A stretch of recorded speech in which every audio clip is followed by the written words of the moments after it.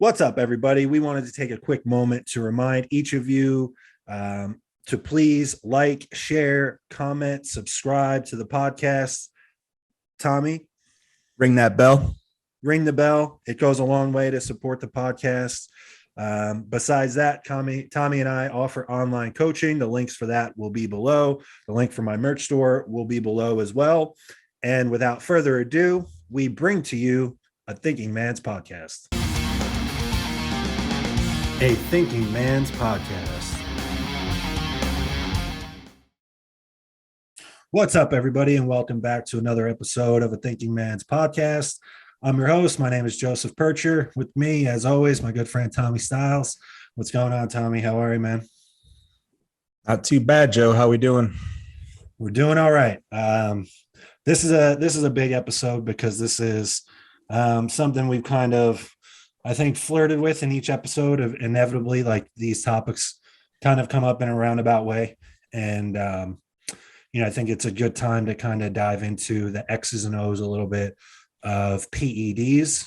It's kind of, like you said off air, it's almost like it's the elephant in the room when it comes to the sport of bodybuilding. Luckily for the guys and gals coming up now, it's a little bit more widely accepted, and there's much more useful information than there was when you and I were coming up. So as far as this episode goes, Tommy and I are going to discuss some of the PED mistakes that we have experienced and done ourselves. For the audience, I want to remind everyone that this is for entertainment and educational purposes only. We do not recommend, condone, or suggest that you do any of these things without the supervision of a doctor or at all. However, Tommy and I are just going to share our personal experience, and hopefully there's some good takeaways for each of you. So with that said, I will shut up for the time being and let Tommy kick it off. He's kind of got a blank canvas here of how he wants to start this. So Tommy, the floor is yours. PED do's and don'ts. PEDs, the thing everyone wants to talk about. Obviously, they're a part of bodybuilding. They can be. You can stay natural or you can go enhanced. That's, left or right. If you go enhanced or you're on the fence of going enhanced, the things we talked about a lot in episode 1, the foundational basics, the core principles of bodybuilding, a PED do would be make sure you have proven to yourself that you can master all of those consistently for a minimum of 6 months, probably longer. I would say, there should be a year plus of consistency with those foundational basics. And if you can't, if you're someone who misses meals, who can't, train regularly, like, don't even waste your time. Don't waste your health. It's not for you. You're hoping that it will make up for the errors that you're making with the foundational basics, and it won't. And it might give you a sense of feeling like it is, but in the big picture, which we always talk about, it will not make up the ground. So foundational basics are first. Another PED do would be get baseline blood work naturally, probably a couple sets, but definitely before you're going to go on, you need a baseline set. You need to know where you're at naturally. Where are my hormones at? Where's my blood markers at? I feel like a lot of guys have that story where they just like blindly jumped into something that they got from a guy in the gym. And like, I can say, digging into a little of my own history, like I was 24 years old when I went on. I think age is your personal decision. I know guys who have started younger than me, guys and girls. I know guys and girls who've started older than me. A personal choice, where you're at in your life. I can't, the moral decision of deciding to go enhanced, it pretty much stays it's the same at every age, I think.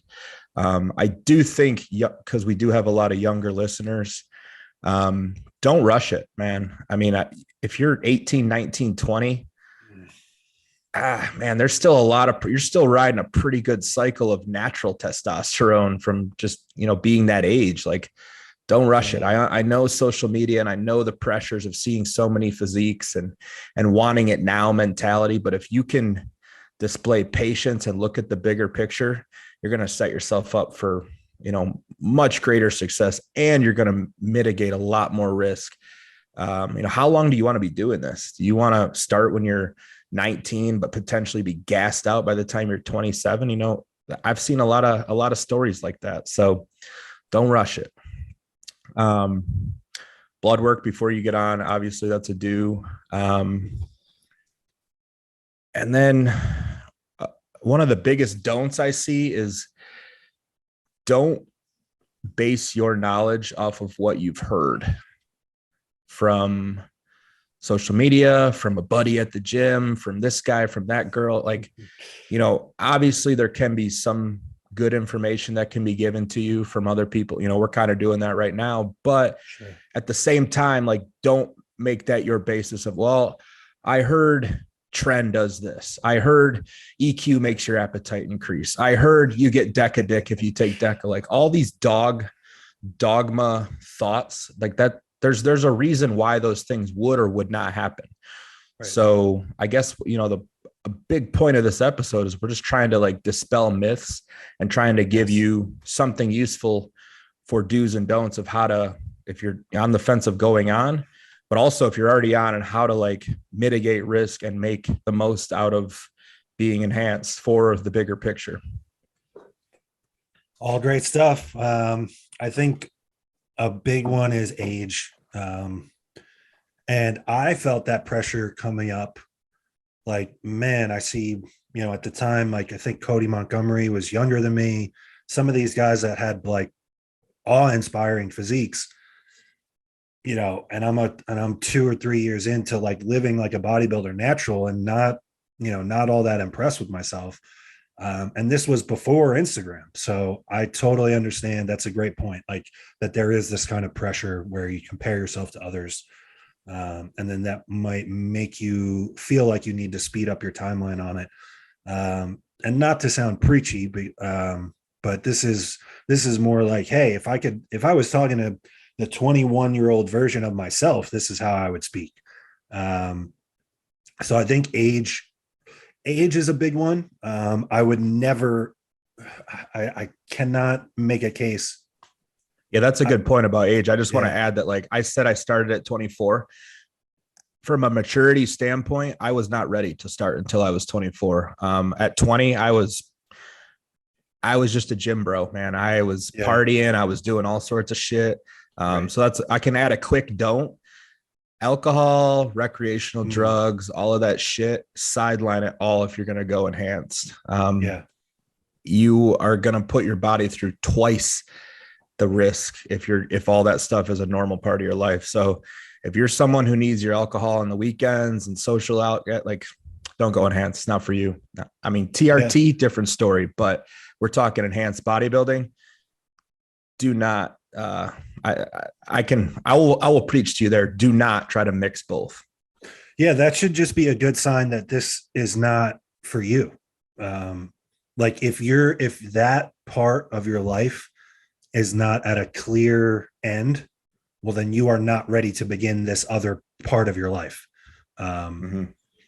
So that's a great point. As far as age, I don't think that I would ever, I don't think anything younger, especially for males, younger than 21, it just doesn't make any sense to me. Even if you're 18 and you're living a full throttle bodybuilding lifestyle, I would say at minimum, give yourself 3 years. You might have awesome genetics. You have no idea. You might have sick genetics and you might get pretty fucking big right away. Just naturally in 3 or 4 years. So then it's when you do play that ace card, it might be a whole lot more profound. So I would never say younger than 21. And I would also say, how long, like you said, Tommy, how long have you actually been nailing it? I would, it's hard. And I understand the pressures we talked about, but I would even say longer as far as nailing it and living like a bodybuilder. Shit, man, at least give yourself 2 years before you add that to the mix. See what 2 years of perfect variables looks like on you. And again, I'm not trying to preach. Tommy, you started at 24. I started way sooner than that. I started at 21.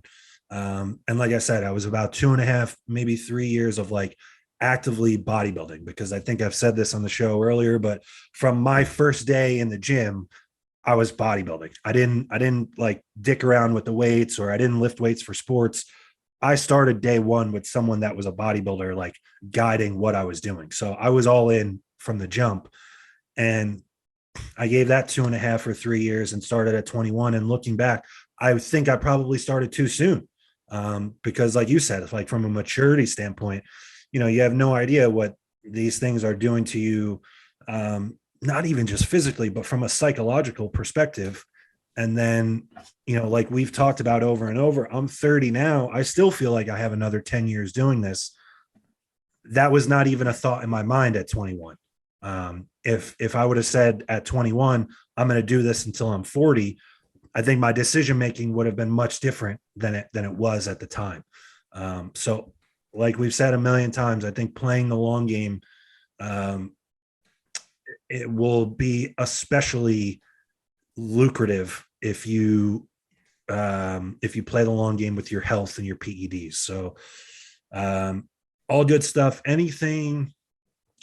So those are kind of like foundational, like overarching themes, right? So like anything that you want to touch on that you feel like you made a mistake, like specific compounds, stack design, anything like that we can dive into, because I know for me, there's a ton of those where just super, super inaccurate, super over the top with, dosages or compounds, compound totals. So what have you seen there, both like in yourself and just in the industry, like mistakes that people make?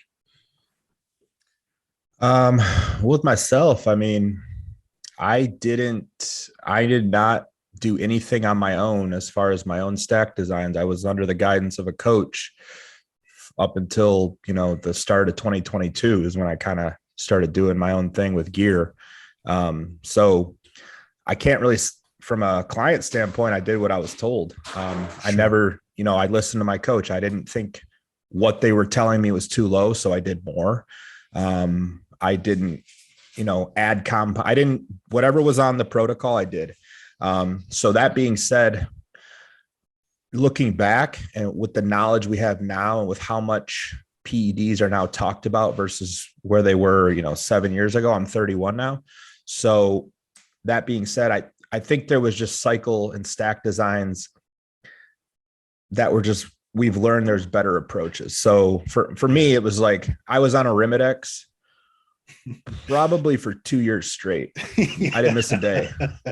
And as someone who's not even a high aromatizer, that wasn't needed. It's not needed anyway, but it really wasn't needed for me. I don't really aromatize. It just was going to destroy my lipids and prevent me from growing. So looking back, I can be like, yeah, all that money on the ADEX and all that shit, like waste of time. But you live and learn. That's the beauty of bodybuilding, is like you're always evolving if you stay open-minded. So yeah, for 2 years straight, I did not miss a day of an AI. So, and now I don't even take them. Was that off season? I was prep and off season. It was just like, okay. So one of those things where coaches were under the impression that, like, I feel like it's like that thing, like, oh, if you take a certain amount of tests, you need to take a 0.5 milligram of Arimidex every 3 days. Sure. So it was just like just that guessing, approach. No blood work to confirm this. Right. That was the number one thing that I had. I have some notes, a big star next to that exact topic. So I think, and there's so much information on the internet. There's these forums, there's people that go and spew, people with 100,000 followers go and spew a different sexy sounding protocol.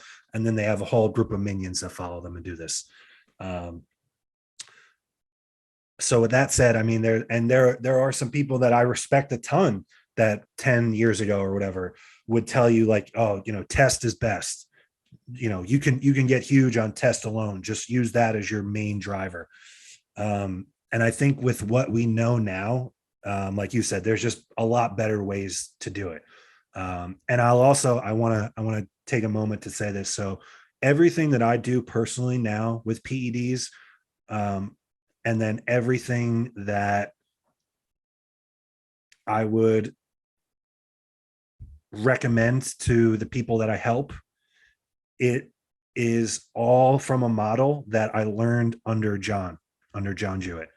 And to give credit where credit is due, John has often given credit to Victor Black Masterclass as kind of challenging and shaping the way that he thinks about PEDs. So what I'm going to say in this podcast and the things I'm going to present are not my models. John wouldn't even say they're his models. So, but with that said, one of the big ones is taking so much testosterone.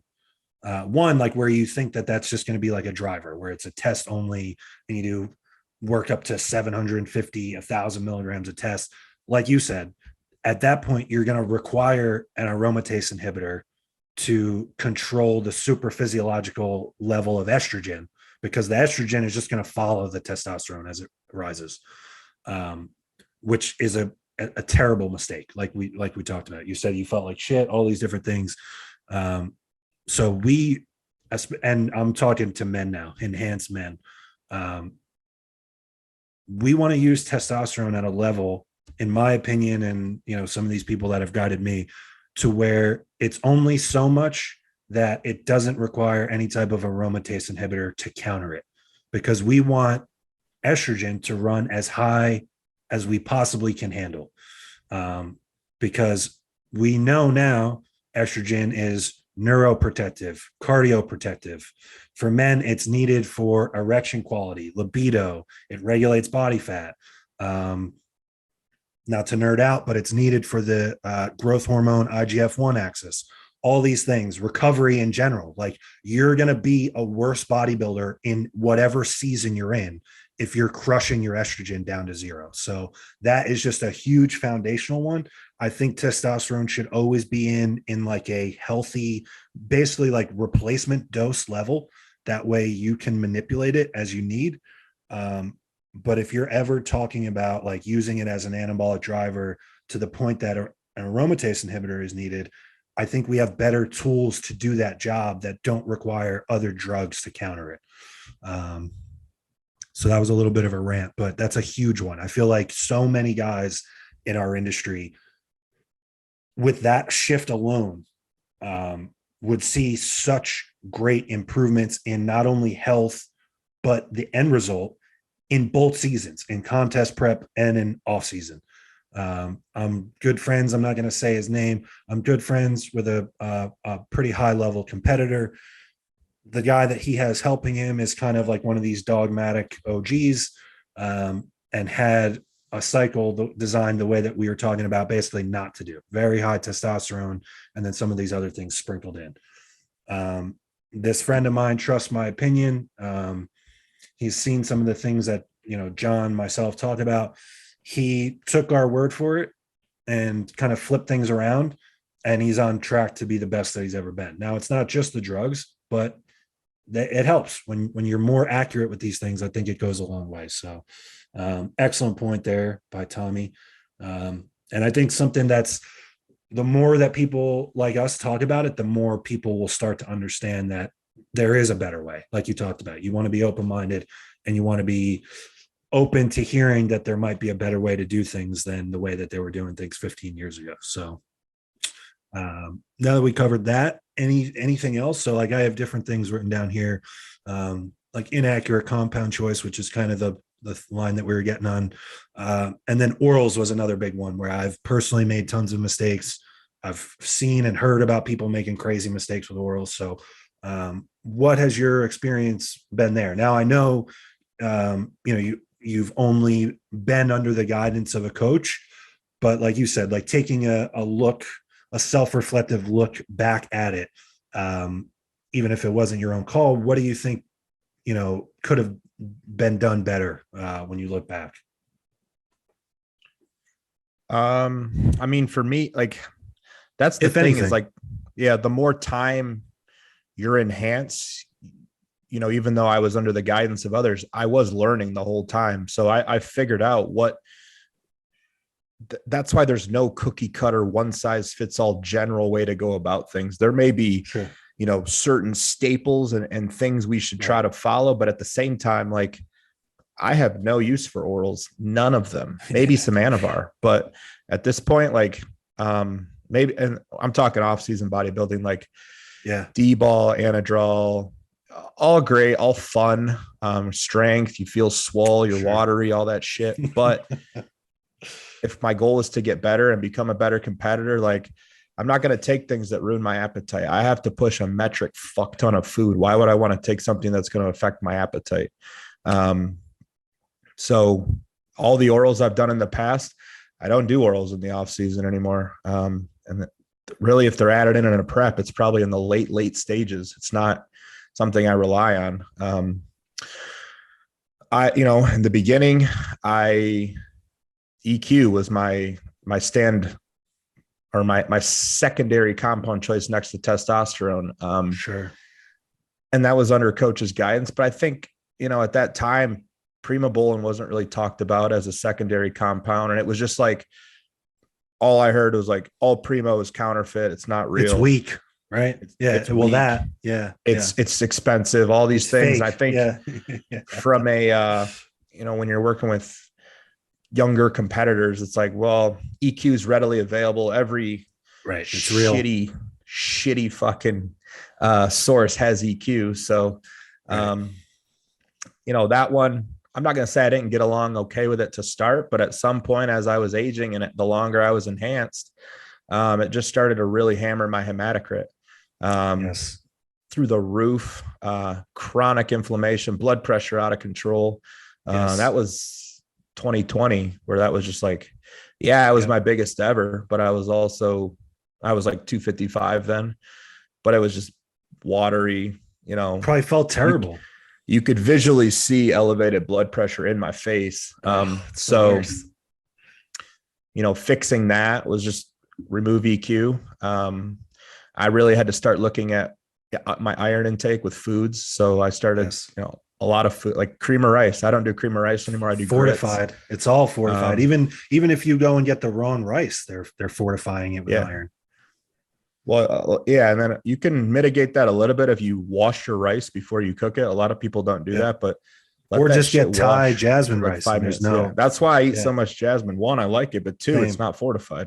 Same. So, I would say, some of the stuff, it was just, I had to do it the wrong way to learn the right way. And now I can pass that information on. Like, there are 100%. People who love EQ. There are people who it works fine for, and they don't have any problems with hematocrit. One of my mentors, who everyone knows, he has no issues with EQ. Sure. That's fine. Everyone's different. Everyone's going to respond differently. That's one thing to understand for people listening, is like, genetics doesn't just mean how you physically look, how you metabolize drugs, how you get side effects, how there's a lot of different components of genetics. So that's something that, you will learn, and a coach has to learn about you. The numbers that you hear, and this is where I get annoyed when someone wants to talk numbers of doses and stuff, is like, those are arbitrary. What Joe takes may give me side effects, but give him no side effects, vice versa. I can take a compound that he can't even look at because it causes a variety of issues for him. Everyone is different, is what I'm getting at. Like, now we don't need to reinvent the wheel because everyone is different, but at the same time, like, these are things that you pick up the longer you're enhanced. So in the beginning, and as a beginner, you don't need much. You probably need test, or maybe 1 to 2 compounds. Like, less is more. That's one of the do's I would remember your whole career, is less is more. And I think I fell in the trap of, like, probably by year 3 of being enhanced, where I was like, I need more. And I never deviated from a coach's plan, but I definitely was like in their ear and updates, like, I can handle more, I can push harder. I was letting them know that, like, hey, I'm not a gearhead, but I'm also all in on bodybuilding. So, you can push me. I'm not just here for the day. You know what I mean? Like, this is my life. And I understand that now because I work with clients. Like I kind of peg people based on like, all right, do you really want to make this your life? Like, how far do you want to take this? Because you could start out with a very basic cycle and then maybe learn from that. That like, hey, I'm glad I tried all this, but this isn't for me. I don't want to push any further into this. And I've had that talk with people. I was like, if the ultimate goal is to be as competitive as you can be at the upper level, but you have issues pushing PEDs further, whether they're health or moral, you've reached a crossroads where you've kind of talked yourself into going the other way. Like it's time to pick a different career path. So I kind of got off topic there, but I think that's important to know. Like all the numbers you see online and here, keep in mind that is all arbitrary. Don't think that 1,000 milligrams of testosterone is your staple. Don't think that the crazy numbers you hear with Trent is what you have to get up to be successful. Like, don't tie success to numbers. Because like I said, just like scale weight, it's all arbitrary. The judges do not care how much you took or how little you how took. little. Yes. Yeah, they do. Exactly. There's no reward for taking less and being healthier. And there's no reward for being, and well, the reward would be that you're going to take care of your health, but the judges don't care about your protocols. That's my main point. Yeah. And it's such a great point. I think like part of like you're trying to make the point to people that part of like the individual variance within like genetic predisposition is resilience. Like how can you handle some of these things? I think one of the best attributes that we see from people at the highest levels of our sport, when we talk about, oh, they have great genetics or they have a great genetic response. Yeah. Part of that is that Brandon Curry's delts tie in halfway down his arm. But part of that is that Brandon Curry is able to go to Kuwait and handle whatever the fuck they're doing over there. And his blood work probably looks okay. I'm just guessing, but that is part of the genetic response where you're able to handle more and it doesn't appear as though you're on more. So all of that is going to be different per person. And, these are all compounds that should be fairly predictable when you zoom out as far as like how they interact with our bodies. But if you are noticing something within yourself, you need to speak up or don't be afraid to change things or remove things. Like you said, like you might get to a point where, you really chose this life, but there are some things that are just non-negotiable anymore. And you need to, if you have a coach or you plan on working with a coach, you need to voice that. If you've run something like Trenbolone, and I've seen this quite a bit where, you get to a certain dosage and the side effects are really wild, especially psychologically. So, if you have the self-awareness to know that about yourself, you just speak up and tell whoever it is that is helping you, like, hey, I can't run this, period. Like there's no circumstance that I'm going to run this. And there are other tools that can get the job done. I wanted to point out because you mentioned EQ, and that's a similar. I had that on my menu as well of big mistakes that I made. So it gets a lot of. It seems all of these drugs have almost like a cult-like following online a lot of times, where people are fucking. They love themselves some EQ, and they're going to tell you about it on the board. So just looking at it, when we compare it to some of these other drugs like primobolan, anavar, masteron, testosterone, all of those things that I just mentioned have been approved for human use at one point or another. Equipoise has never been approved for human use. So because of that, we have very limited human data on it. So that right there alone, like the kind of nerd in me hears that, and I'm like, probably should shy away from that if I don't really know what I'm getting myself into here. So like you mentioned, a couple of the other big ones, and this was just a huge theme for me coming up as well, not being aware of it, not knowing what caused it or how to counter it, was blood pressure. Man, I would get so inflamed and watery and puffy. And then at that point, like you're so like puffy and swollen, you're not productive. You're not healthy enough to be productive and actually put on tissue. So there's a handful of off seasons that I had where I just got higher in body fat than I wanted to. My blood pressure was high and I didn't really put on any tissue. And part of that was not recognizing that it was high blood pressure. So that is a drug that, it's essentially, in layman's terms, it's basically half as potent as testosterone. One benefit is that it aromatizes at about half the rate of testosterone. But then it still is much more renal toxic, meaning toxic on your kidneys. And so, man, I just can't, again, everyone's going to be different. Like you said, I think, you mentioned someone in your corner that loves it. He's had an awesome career. In general, though, I would say that that's one that I would really recommend staying away from, because there's just better things to do it. Like, you made the point. It's like, okay, like this works fine. Like I would never tell someone not to use it. I don't know, like riding around on a horse worked fine, but a car works better. So I'm going to hop in my car and get there in 10 minutes. Oh yeah. I mean, Tommy today versus Tommy 5 years ago is, test primo deca. Probably the three compounds. Yeah, that makes sense. Like just, okay. Like, if I'm going to be a nerd and break that down, why that makes sense to me. It's like, okay, we have a testosterone base. We have something from a DHT derivative in primobolan, or I personally like masteron, because, and let's, okay. So for the people listening, let's explain why we've come to those two. So you already mentioned earlier, you're not somebody that has issues aromatizing. You're not an estrogenic person, right? No. So primobolan, at least anecdotally, when compared to masteron, like if we're stacking those two up together, both DHTs, both do not aromatize.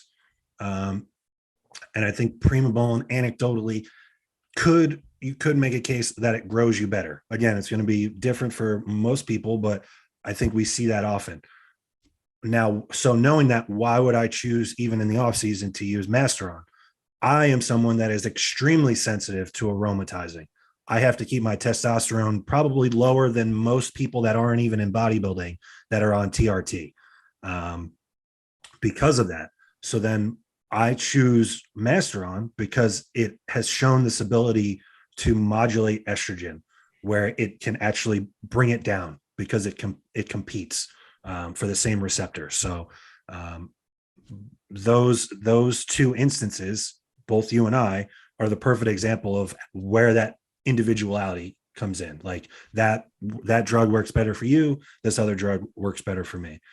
The reason we can say that is because we have blood work to use as not only do we have anecdotal feedback, like you probably have some signs and symptoms of aromatization, but the blood work probably reflects it too. So 100%. Again, what was the very first do? I said blood work, not only before you go on, but it needs, the way I work with my people and the way I do it is like blood work on or before you go on for the first time ever. After that, for me personally, I like to get smack dab in the middle of my cycle to see, all right, what are we doing? And then I can compare that to future cycles. But every time I'm getting that blood work, and this is the way I do it. There are other theories out there. They don't make sense to me, but I don't, do what you want, do what your coach says. This is how I learned from Dante Trudell, for anyone who doesn't know. Get your blood work post cycle within a week, 7 days of that end of that cycle. You want to see everything at its worst. That way, just how bad is it? Yeah. You can deploy a health supplement regimen, which we'll touch on health supplements, I'm sure, to fix those things and to mitigate further risk moving forward. But also that's your learning point, or that's a teaching moment. Like, hey, Yes, this is the damage I did with this cycle. Maybe these are the modifications and the changes I need to make for the subsequent cycles. So that's why I do everything so close to the cycle. The other camp is like, oh, let's 6, 7, 8 weeks post cycle. Everything should be fixed by then. And if it's not, then you really did some damage. So I don't want to see everything just for my peace of mind. I want to see the damage I did. And that way I can, ignorance may seem like it's bliss, but it's not. Not on this subject. No. And we can add to the do's and don'ts list. I mean, this isn't something I did in the beginning because no one was talking about it, but you and I can pass this information. If you're going to take PEDs, you should own a blood pressure cuff. You can get one on Amazon for under $60. And you should also own a glucometer because PEDs can cause insulin resistance. You're increasing the amount of inflammation in your body. So yes, both things can be acquired off Amazon to your doorstep by tomorrow if you order today. There's no excuse. And then we'll touch on health supplements later. I'll let you keep going, but I just wanted to point out that we're two different individuals who have used blood work and our own anecdotal feedback to figure out what works for us and what doesn't work for us. So if, you were to hire a new coach or I hire a new coach or you know what I mean?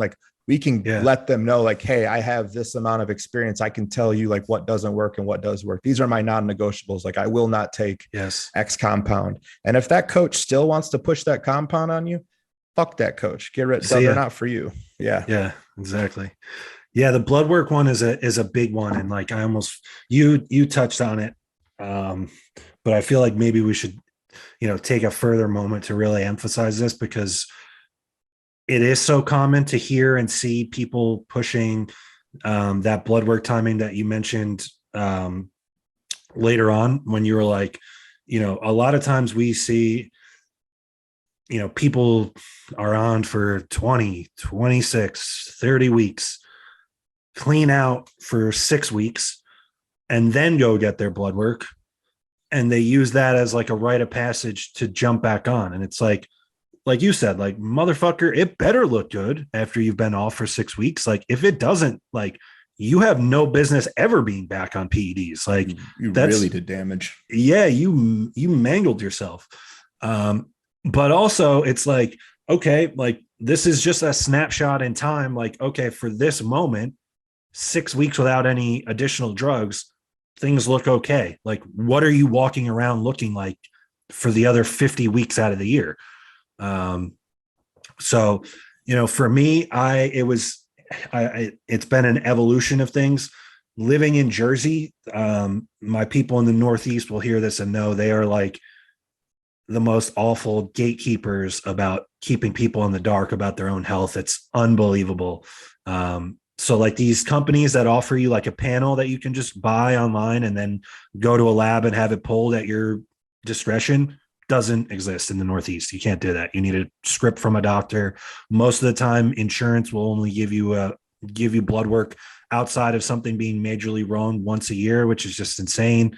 So obviously not helping to facilitate a bodybuilding lifestyle. I've come to Texas. So actually going back, so being in Jersey or any state, if that's your case, go out of your way to find a doctor that is willing to work with you on these things. And if you can't, you're just going to have to come out of pocket for it. I have paid for my own blood work since I was 24. I've been affiliated with 3 hormone clinics. I'm currently with one, Transcend. All their information's in the bio, their link. They operate through telemed. You can get blood work anywhere in the US. There may be some trickiness in the Northeast. I think I heard a guy from New York who said there's no LabCorp there. But any LabCorp you can Transcend is paired with, and you can get your blood work. And it's everything that a coach who is like Joe and I, or who we have learned from, would require hormone and blood work wise in order to, monitor things, monitor health risks, and just to be smart about PEDs. So a lot of people cut corners. They'll take all the drugs and find the money for that. But when it comes to blood work, paying for blood work, because look, 9 out of 10 primary care physicians aren't going to play ball with you. They're going to, you're going to ask for all these a hormone panel, a blood work panel, they're going to be like, why? They don't understand what we're doing. They don't condone it. They don't know anything about it. So they're probably going to tell you no. Or, I've seen a lot of times they'll refer people to an endo then refers them back to the PCP. And it's like, Right. all this time is being wasted when, Transcend's prices are some of the lowest in the industry for blood work. You come out of pocket. And I think that's part of just accepting that that's the toll you have to pay if you decide to go enhance. Like, hey, I'm going to be my own advocate. If I can find a doctor that will play ball with me, great. I'm lucky. I've never been able to find one. Personally, I have not had a primary care physician since I was 21 years old. I've done all of my own things. I have doctors. My brother's a doctor, you know what I mean? But I've taken my own health and my own life in my own hands. And not to say like I'm anti-doctor, but at the same time, like they're not as versed in what we're doing as we are, and the people that we're learning from are. Yeah. I mean, you go, if you have a hard leg workout the day before you go get your blood work done, and then you have your doctor. I mean, I had a doctor like put his arms around me and tell me that my kidneys and my liver were failing and all these things, because it's like, ALT is elevated because I trained hard the day before. And it's like, right. How do you not know this? Like, you spent 12 years doing what? Like, I'm a meathead from New Jersey, and I know this. Like, it's just not in the wheelhouse.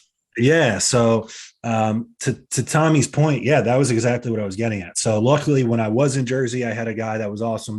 That every 8 to 12 weeks, I could go tell him test by test, hey, I need this. And he would just say, okay, cool, write it up, send it off, and I would get it. Most people are not so lucky. But shout out to that guy. That's a good guy. Shout out to that guy. I don't know if I should say his name, so I'm not gonna. Smart. But since moving to Texas, like the process you described, I just buy my panels out of pocket online, and I've been in a growth phase where I've slowly escalated things. So I'm technically on cycle.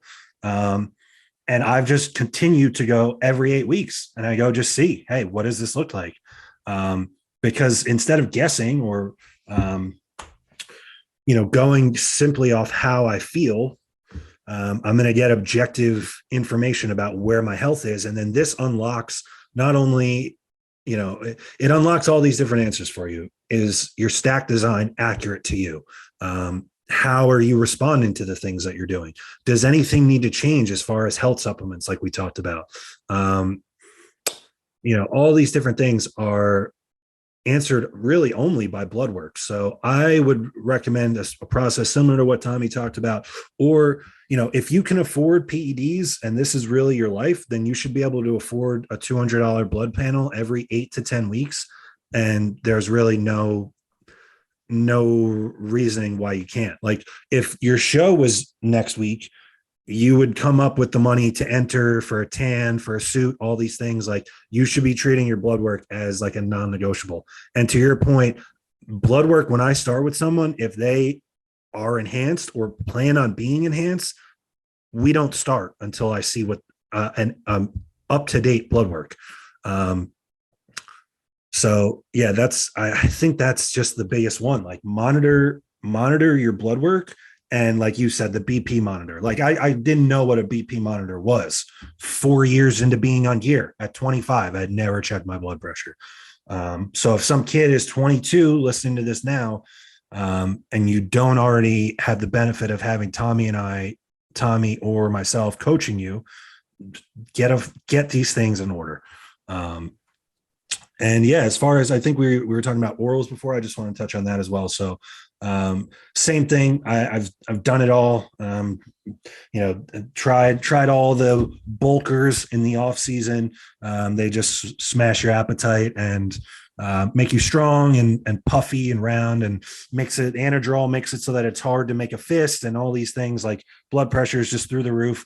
They're simply cosmetic is the best way that I could put it. So there is no, in my opinion, no application for off-season bodybuilding for orals. And then we're on the same page. I think you mentioned Anavar is the only one that you would use.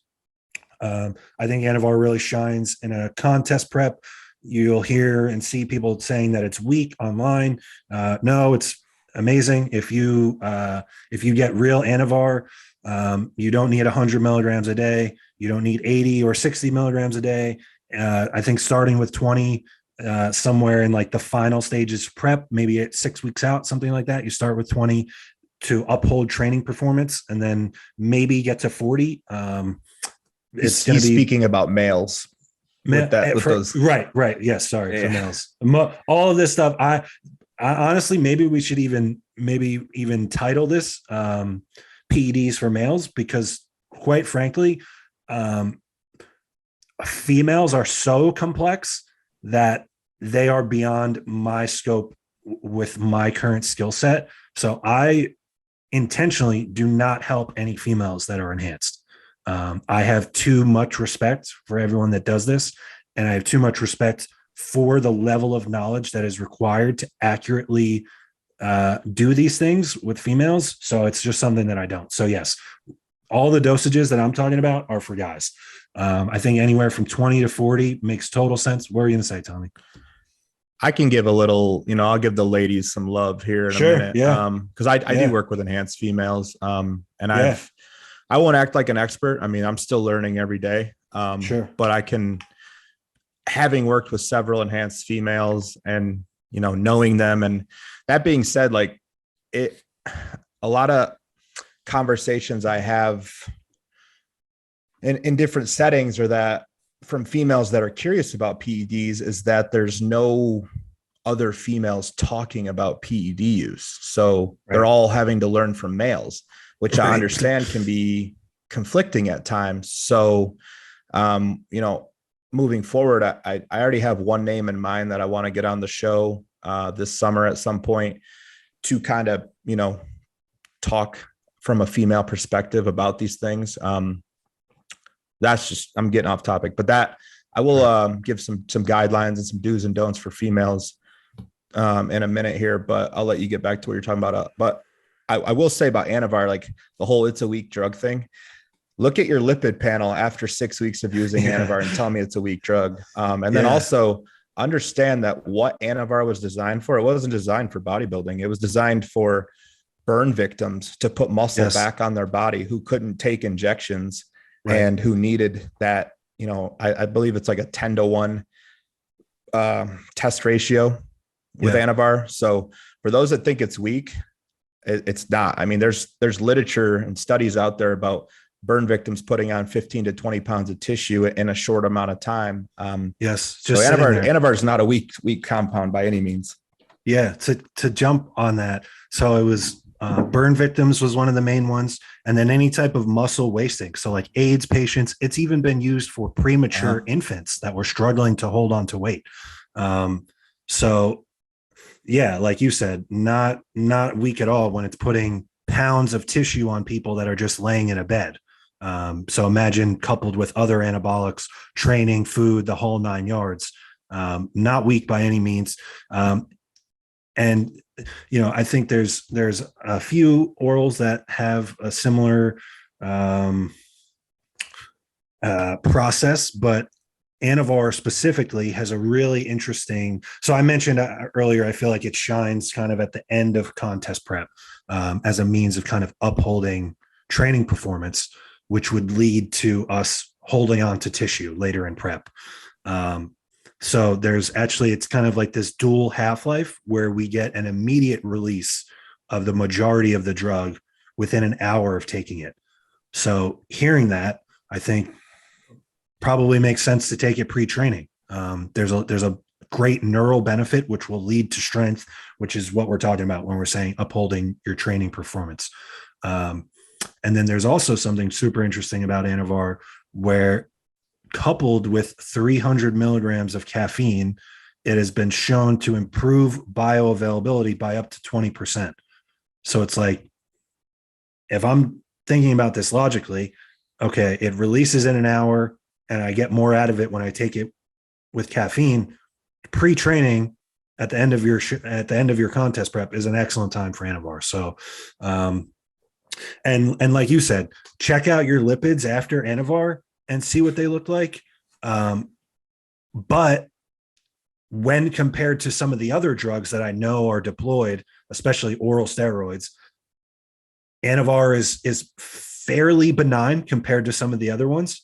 Especially like when used in contest prep, and especially like you make the mistake like I have several times, basically every time I've done a show, until I started working with John, where you have multiple orals in, and now you have no idea what is doing what, and your health is just in a rapid decline. Like your lipids, liver enzymes, all these things are going to be wild skewed.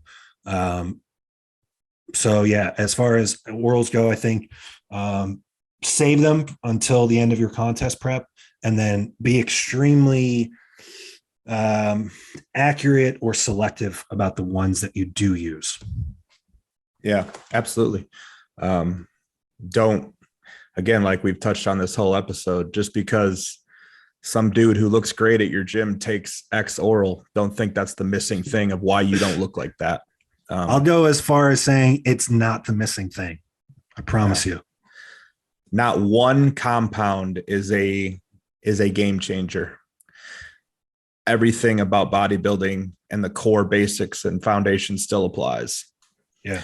And I want to, so would it be safe to say that being enhanced is almost like a progressive overload approach? So, when I start adding, I wasn't having 5,000-6,000 calories a day 4 or 5 years ago, and my cycles weren't where they're at now. You know what I mean? Sure. So absolutely. It is. Yeah. It's a buildup, just like our strength. I couldn't do what I could do, in my logbook 5-6 years ago, what I can do today. It's all builds with each other. Your body, a new person's body would not be able to take a cycle of our level. You know what I mean? Like it would just be overkill for the toxicity. Yeah. Yeah. It would be the same thing. We talked about this last week, like in terms of like how to handle being in a maintenance phase or a mini cut. It's the same thing with all of this, including something like training volume. It's like, I just want to get the most out of the least. So the same way that I wouldn't have someone that's new in their journey, I wouldn't have them on the cycle that you or I are on. I also would not have them doing the same amount of volume that we're doing, because you just over time, all of these things need to slowly escalate, right? So it's like, I'm trying to reach a new level each time. So that's going to require maybe a higher level of drugs, maybe a higher level of calories. Maybe I need to sleep more than I ever have. Maybe I need to do more volume than I ever have. All of these things are true because you're progressively trying to get better. So if you come right out of the gate and you start with 1,200 milligrams a week of total anabolics, where the fuck are you going to go? Like 3 years down the line, you're going to be on 3 grams a week. Your blood work is going to be shit. And you're going to have somebody in a white coat telling you, you are not able to continue doing the things that you want to do anymore. And that's a very real thing that has happened to a lot of people that I know that really love bodybuilding that couldn't continue to do it anymore because they just weren't patient. Everybody wants it here and now. So I think as far as actual compounds and deploying them in different scenarios, I think all this is really good. You made a point before, like being able to afford blood work or whatever. I would say the same thing. It's the same concept about health supplements, like actual over-the-counter health supplements. If right now you can afford like your gear, and you can't afford blood work on top of it, and you can't afford health supplements, well, then you can't afford to be on gear because that's part of it. So, sometimes I and I'm sure you see it too, especially with like some of these younger guys, like it's like, they want to know what drugs what about growth hormone? What about this? What about that? And then I'm like, take 1,000 milligrams of TUDCA a day. And they're like, that's pretty expensive. And it's like, man, you got it all wrong. So for you, what has your experience been, Tommy, with implementing or deploying different health supplements? What has your experience been? Like, what has worked for you? Maybe mitigating any issues that you had from gear. And then is there any staples? Like if I'm somebody that's listening to this, maybe my blood work is okay. Maybe I'm fairly new to anabolics. I don't really know much about health supplements. Are there any staples that I should have in my protocol? Man, staples is, yeah, there's probably staples, but I mean, Probably an omega product, right? yeah.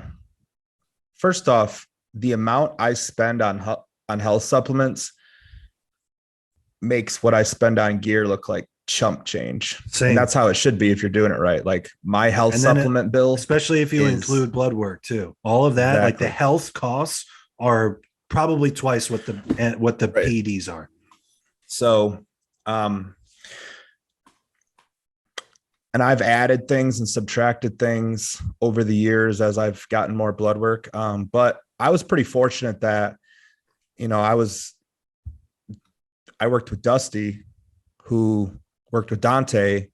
Dante has put out numerous literature and health supplements and just things that we should be doing as bodybuilders to have longevity in this, not only within our bodybuilding careers, but so we can have a life after bodybuilding too. And I'm really just fortunate that everything Dusty told me to take in 2017 when I started with him, I took. I still do. So not to keep plugging, but like there's a reason I'm an ambassador with Leviathan Nutrition, is because they're strictly a health supplement company designed for taking PEDs. All of the products are designed for bodybuilding and strength athletes. For me personally, the ones that have helped. So the only issues I've run into on my blood work, and I think a lot of people are similar, is my lipid panel, LDL, HDL. Obviously, I noticed that on a cycle, the HDL tanks, LDL goes up. There's dietary things you can do, cardio. But for me, it's just, a lot of citrus bergamot. I think I'm taking, probably up to 2 grams a day, every day. Sure. One I've recently found with HDL is lutein, and that's another Dante gem. I can't take credit for it. He sent me like 5 articles on it about how it shows increase in HDL. And I actually, from one cycle to the next cycle, I brought my HDL up 16 points, and there was no other variables I changed. So for me, that's a game changer. Staples, I can a multivitamin, that's the foundation of any supplement plan, a good multivitamin, an omega supplement, like you said. Leviathan makes a great one if you need to find one. But from there, vitamin D, especially if you're like where Joe and I are from originally, like we don't see the sun 6 months of the year. So vitamin D supplementation is probably going to be very important. Must have. Yes. But that plays a role in thyroid upregulation, bone density, and overall mood. I would include that as a staple. Vitamin K2 as the only over-the-counter supplement you could take that scavenges plaque from the arteries. What does steroids do? It increases plaque buildup. It increases the risk of cardiovascular events. So I want to be taking a supplement that's going to scavenge plaque from the arteries. To cut you off real quick, just for anybody listening, I don't get anything from this. I'm not affiliated with anybody. Sport Research makes a really good product that combines those two. I get it on Amazon. Like Tommy said, it could be here tomorrow. That's a really low cost, high reward supplement where it's a D3 K2 combination. Mm-hmm. And then I think another staple, just as far as inflammation, is curcumin. A good, the Life Extension brand is the brand I've seen that has the highest purity. Know your brands. Same, you get what you pay for. I won't keep plugging my stuff, but I will say that if it's a BOGO deal at the local Kroger or Fry's or whatever grocery store, it's probably not the highest quality as something the brands we're talking about. I'm just going to say that. So yeah, you probably don't want to entrust the future of your organ health with these people. You get what you pay for in everything, especially the supplement industry, because it's so loose and unregulated. So, these are quality products, control. Yeah. These are products that you're taking to ensure you know, your health and your future. And especially it's so important when you are on PEDs. So yeah, I think all those are good. I don't really even have anything much to add, like staple wise, because it's really just all going to come down to blood work, like we talked about. Probably a good like multi-mineral, zinc, magnesium, calcium, Sure. cover those bases, but that's like basic staples, and then it just gets more advanced based off what you're taking, what you experience. Right. I'm gonna Yeah. do a YouTube video separately on this at some point of like, because I'm not kidding you, I probably ingest over 50 pills a day. Like it's a lot. Yeah. I know No, you're the it's a same, man. fucking, Like it's yeah, it's dude, it's like, a fistful of pills every morning and every night before bed. Um, but that just, I mean, I feel like I'm on top of my stuff then, you know what I mean? Like I Mhm. go and get my blood work done and I'm like expecting it to be excellent, even mid push. Yeah. I count that as a box that gets checked. If I'm not taking my health supplements, that's a box unchecked. Yeah. Um, yeah, all really good stuff. I think we're at about an hour. We're close. We're We close. might be there. Okay. I don't know. I didn't start a timer. Okay. All right. I say this every time. I say it around the 75-minute mark where I'm like, I think we're close. Um, but I think that's everything, man. I think there's a ton of takeaways. Um, again, I think for males specifically, guys that are enhanced or interested in becoming enhanced, I hope that this serves the purpose that we wanted it to. I know that at 21 or 22, if I would have heard this, it probably would have saved me a lot of time and effort and money and all these different things. And it would have helped steer me down the right direction, which is a big part of what Tommy and I set out to do with this entire thing. It was like, hey, we both are coaching a roster of people. We both have, a fairly young demographic of people that are interested in our content. Let's try to steer them in the right direction, whether it's with bodybuilding, health, business, relationships, any of these things. So besides the podcast, I want to just extend the offer to anyone, and anyone that sent a message or a comment or anything so far about the podcast. They know Tommy and I are up on it. You're going to get a response. We're super grateful to anybody that's interested. But if this sounds like you, and maybe you don't have someone in your corner to talk about this, or you're unsure about some of the things maybe that another coach is doing, I'm not looking to poach anybody, but sometimes it can be an uncomfortable situation if you're not sure about what your current coach is doing. And I'm going to speak for Tommy here. Shoot us a message. We started this to kind of extend a helping hand to everybody that's in the industry. So a lot of good stuff. As always, I think all of our links will be below. Anything that you want to add, big man? Anything that we missed, you think? Oh, glad we got this one out of the way. Obviously won't be the last one of this nature, but Sure. Two bits of advice I can give that I've learned, not the hard way, but that have just been like cemented in. Cause there was a point in my career where I thought like, man, I bet I would be bigger if I was taking more. And it's just, Of course. that's not it. It's not it. I mean, I know you want to believe it's it at a younger age, or when you look at yourself and you see your level of muscularity, and it's like, you just need more time, and you can't get more time if your health is compromised. So my two bits of advice are less is more. And if anything about the statement, it's a marathon, not a sprint, applies to any facet of bodybuilding the most, it's probably the PED use. It's a marathon, not a sprint. Man, that's such a great closing note. It's so true, man, because it's like all of it, genetics, you can push food, you can push training volume, you can push drugs. The single thing that is going to be, in my opinion, the biggest determining factor of how good you are in bodybuilding is time. And if you come out of the gate blasting full throttle, you can guarantee that you are not going to have as much time in this game as everybody else, or as much as the people that are cautious and strategic about it. So play the long game. Set yourself up to be really good at this in 10 years. You're playing Russian roulette. You are. And your decisions with drugs will very well may reflect that. maybe you are one of the lucky ones who doesn't get a nasty health scare or like something that you have to redirect the course of your life. But are you willing to roll the dice on that just for, 5, 6, 7 years of progress in 2 years? Right. I just, it's just not a gamble that's probably going to pay you back. And just as a final point, it's like, if you love this so much, like you should be thinking in terms of how can I facilitate myself being able to do this for the next 8, 10, 12, 15 years, not, the people that are like, and I get it, like we've all been young, we've all been there.